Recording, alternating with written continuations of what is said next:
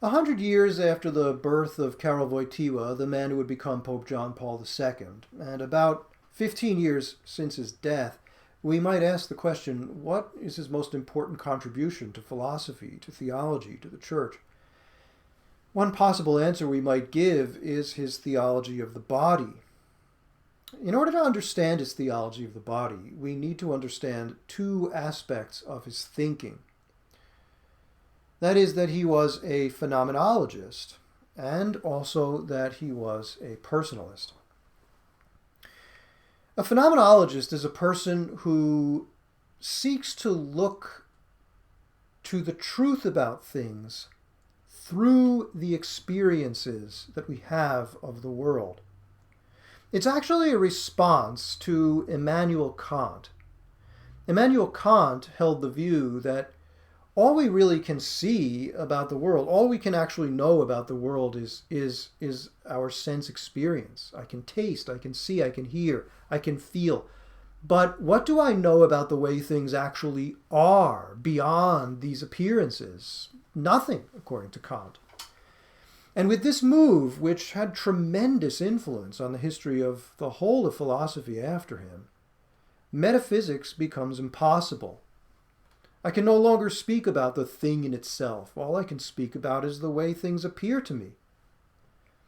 Many people think that phenomenology is simply following suit, that all it really does is look to human experience as the source of truth, and that it's really not interested in asking questions about the way things really are.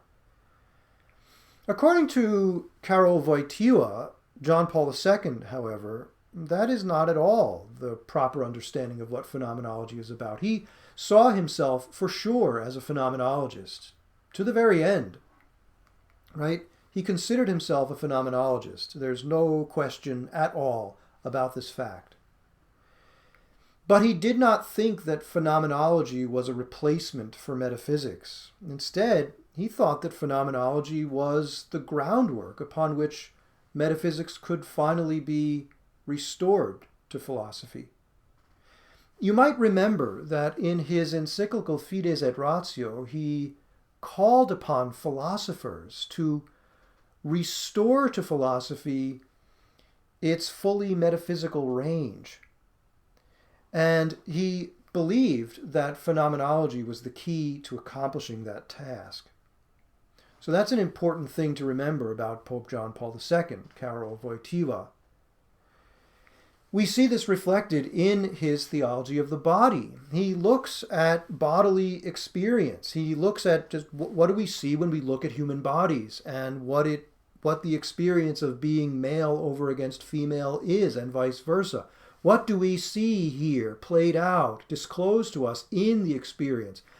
What is disclosed about the way things are through that which is given in experience, right? This is a phenomenological question leading to, ultimately, a metaphysical answer that he thinks philosophy will ultimately have to provide. Now, that being said, he is also a personalist. It's an important part of this discussion, right? So what is personalism? Again, often misunderstood. People think that personalism is just anthropocentrism, making humanity the center of reality, the reference point against which all things are understood as true or false, right or wrong, good or evil, just or unjust. Rather than theocentrism, the idea that God is actually the reference point for those things. Now, I think that this is a complete misunderstanding of what personalism is. I don't see personalism as being anthropocentric at the expense of theocentric. And I don't think that Karol Wojtyła saw it that way either. Rather, what he understands personalism to be about is the idea that human beings are not mere means to ends, but are rather ends in themselves. And that somehow in the mystery of God's creation, he makes human beings as reflections of his own manner of existence. God is an agent and so are we. He is efficacious in his actions, and so are we. And that he is other-oriented in himself from eternity, right? Father to Son. And so are we. We exist as relational beings. For John Paul II, the most profound relationship in which the image of God is reflected in human beings is the male-female relationship, most fully actualized in the husband-wife relationship productive of offspring.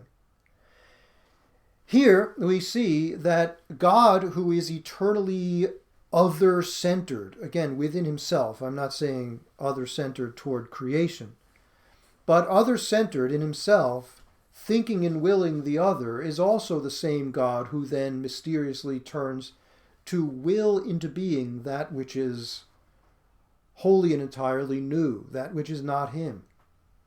And so, in the husband-wife relationship, the man and the woman in the context of marriage turn toward one another. And because of that turn, which is an occasion of God's creation of a new human being, something wholly new added to creation, because it's not just a reworking of pre-existing material things, but a new spiritual being, they give rise in this turn toward one another, towards something which is wholly and entirely new. And thus they procreate with God, right? This is an expression of the interrelationality of humanity, right, which is an image of God. And these are both very important aspects of the theology of the body, but also very much aspects of John Paul II's position as a phenomenologist and as a personalist.